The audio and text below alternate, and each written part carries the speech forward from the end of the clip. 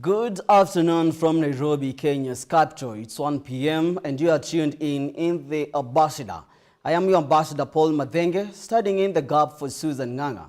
This is a space where we debunk global diplomacy and geopolitics. Now to our very first story. The Kenya Defence Forces has officially launched its 2025 nationwide recruitment exercise. The drive, which will run across all 47 counties, is aimed at enlisting qualified young men and women to serve in the Army, Air Force, and Navy. Defense Cabinet Secretary Roslida Soipantuya led the official launch at the Defense Headquarters in Nairobi. Our Defense Affairs reporter has the details. The nationwide exercise for the Kenya Defence Forces will run from October 15th to November 5th, targeting servicemen and women, specialized officers and cadets. The national government and county administrations have a vital role to play in this exercise. Their support in guiding our young people, encouraging them to present themselves honestly, and reinforcing the values of discipline and integrity that the Kenya Defence Forces stands for is invaluable. Recruitment into the military is not only a national duty, but also a community responsibility, and we urge all of us to play their rightful role. The Chief of the Defence Forces, General Charles Kahariri, emphasized on the importance of integrity, fitness, and patriotism among recruits, promising that merit will be the guiding principle throughout the entire exercise.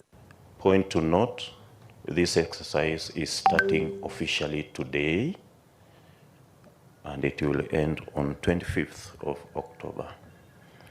That means anything done outside this time frame is illegal. So for those who think they have already been recruited before today, they are misplaced, and we are not party to it. Whoever will be recruited after 25th, we will not be held accountable. So therefore, our time frames are very strict, and we do this exercise in the fairest manner and in open. And we urge all Kenyans to attend free of charge. Davis Karani for GBS News, Nairobi. Moving on, it's now shocking in Antananarivo, the capital city of Madagascar. Police who continue to use tear gas and rubber bullets to disperse angry protesters have gone against the very government they vowed to fortify, come rain and shine. Now under pressure, President Andry Rajoelina, who is a product of a coup rising to power in 2009 after ousting President Ravalomanana, claims of an attempted coup after the law enforcement move. Could it be time to reap what he saw? Our very own Matthew Perez reports. In the island of Madagascar, a new turn of events has taken shape.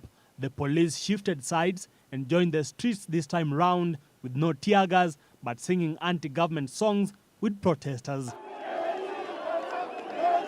The irony plays out, having in mind that since 25th of September 2025, protests have been the order of the day in Antananarivo, where police acted brutally, killing at least 20 peaceful Gen Z protesters. Their refusal to execute government orders to shoot demonstrators has shocked the president, making him recount of a simmering coup.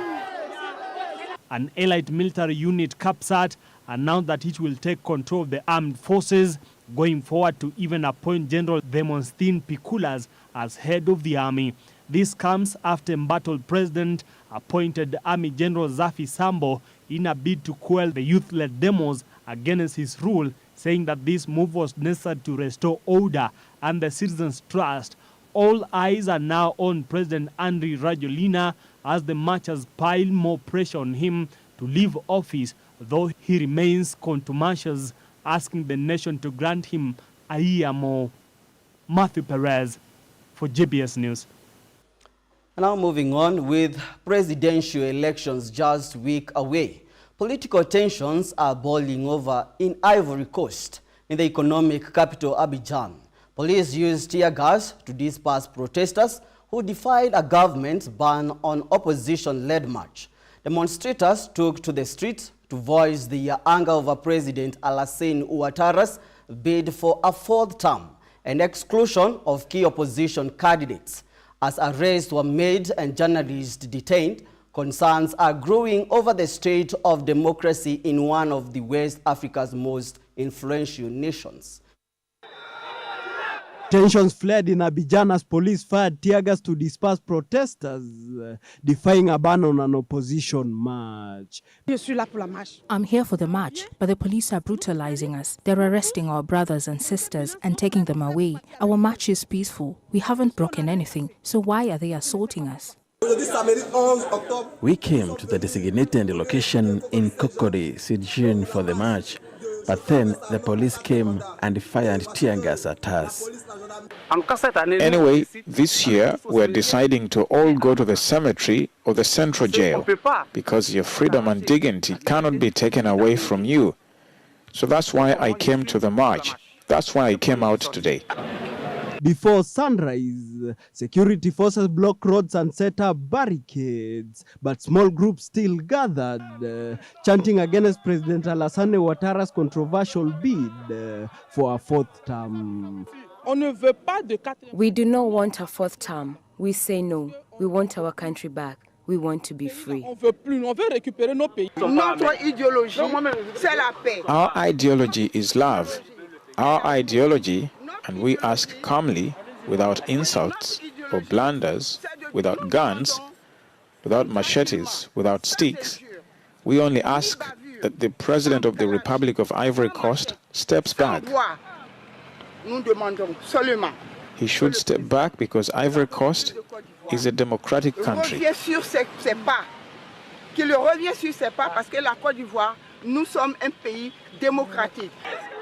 Authorities arrested several demonstrators and even journalists covering the event. One woman cried out as police dragged her away. Protesters say they are demanding fair elections and the right to choose their leaders freely.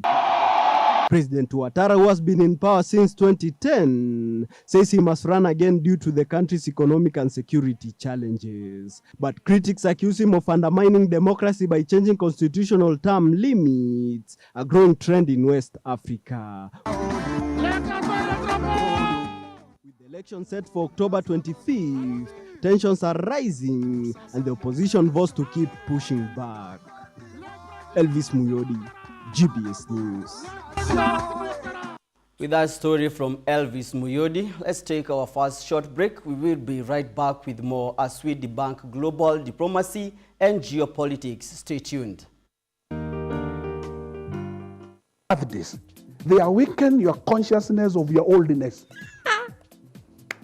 The issue of being man enough is being awakened to your immortality, so that your immortal being becomes the discussion factor that now informs the mortality. You know what to do.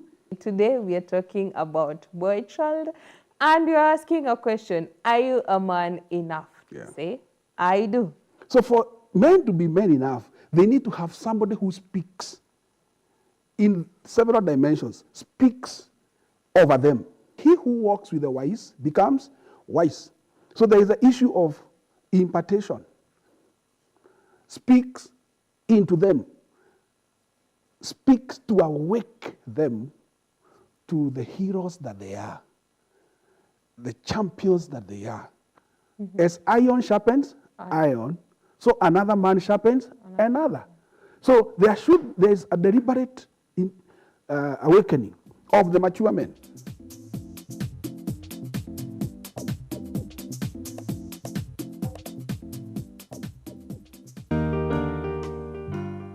What's the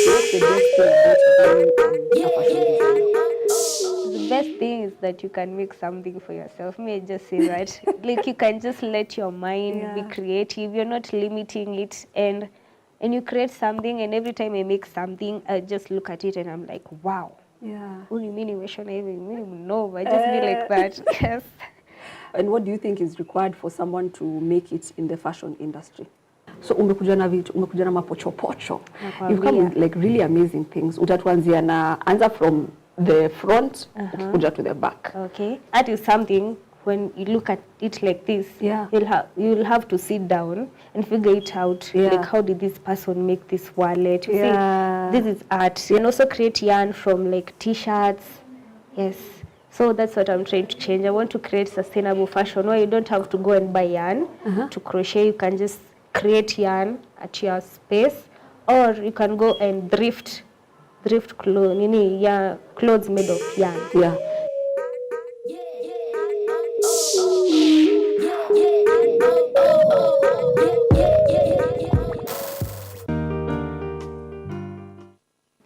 Hello kids! Today we are going to learn the story about Jesus feeding 5,000 people. Do you know of any other miracle that Jesus Christ did? Do you know which work Jesus Christ used to do? My God is so big, so strong and so mighty, there's nothing my God cannot do. 5 tiny barley loaves, 2 small fish in a little boy's lunchbox. Although it wasn't much, he gave it to Jesus. Happy Friday, beautiful people. Welcome to the Blast Show. I will host the most, Irene Juguna. Leo nakwambia hapa live on the blast inakuaga ni show ya kukubamba. Tunakuletea what has been going on the week na zile mambo zinaendelea, na tunakupea vibe ya kuingia weekend.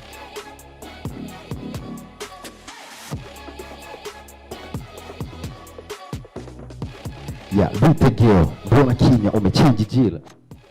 Washofeni hata kama wote na wachoma ila. Remember me kwenye rap bands ni paka kufa. With the best man, wakichonga wachonge na ziba nyufa.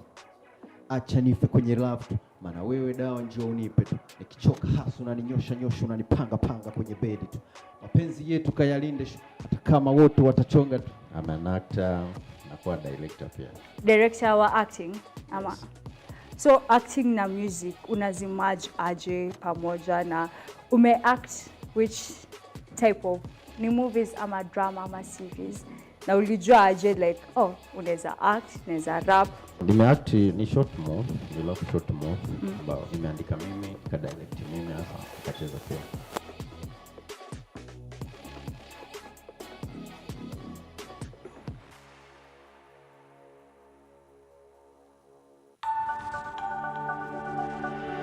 Everywhere, GBS.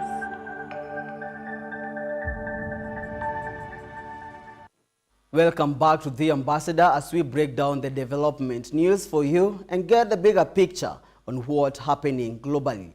And now, from Gaza, on the second day of the ceasefire in Gaza, scenes of hope and heartbreak fill the streets. As Israeli forces begin to pull back, thousands of residents are returning home, not to homes, but to ruins. From Al-Rashid to Al-Zuiton, Gaza City stood as a silent witness to years of war and survival. Here are the details. On Al-Rashid Street in western Gaza City, residents trickle back step by step into what was once their home.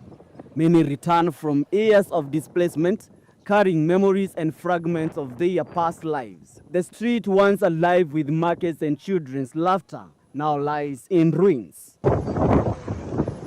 In central Gaza, Al-Jalal Street bears deep scars of the conflict. Between piles of concrete and twisted rebar, people move cautiously, picking through what is left, hoping to salvage something familiar.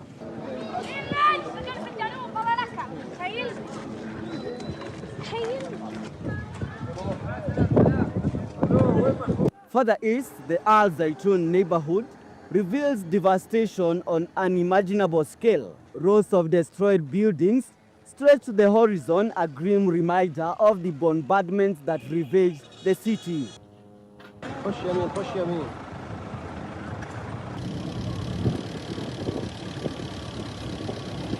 And in Tel Hawa, in the south, residential blocks stand hollowed out, their walls torn, their windows gone. But amid the wreckage, life starts once more. Families begin cleaning, children play in the rubble, small signs of resilience in a landscape of loss.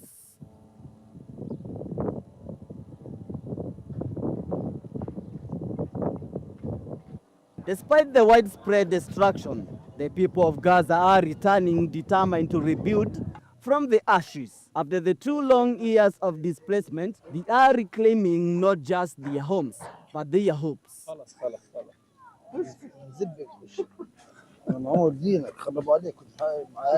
Reporting for GBS TV. Now, the streets of Everett came alive as Ousmane Dembele returned home to celebrate his 2025 Ballon d'Or victory.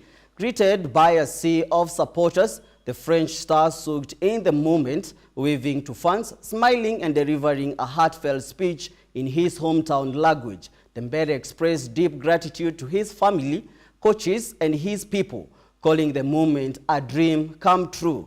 Chants and pride filled the air as the city welcomed one of its own. Everett opened his arms to welcome home a legend. The Ballon d'Or wasn't just his, it belonged to the city, a moment of history and a hometown honor.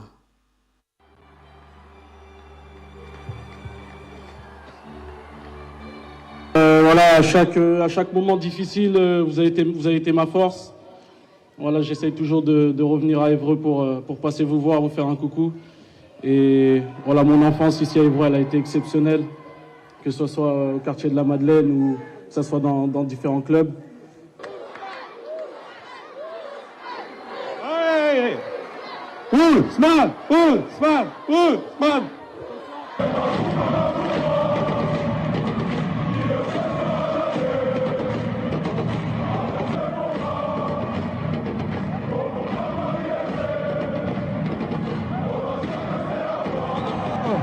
Merci Ousmane!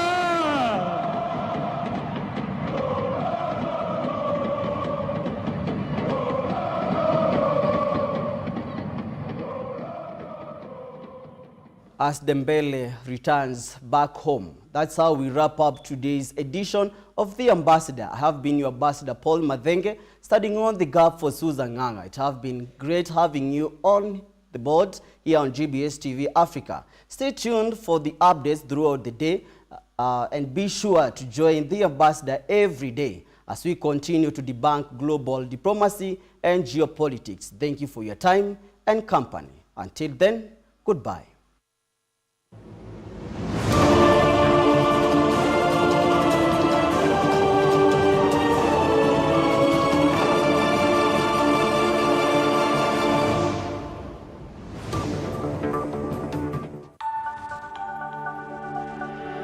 Everywhere, GBS.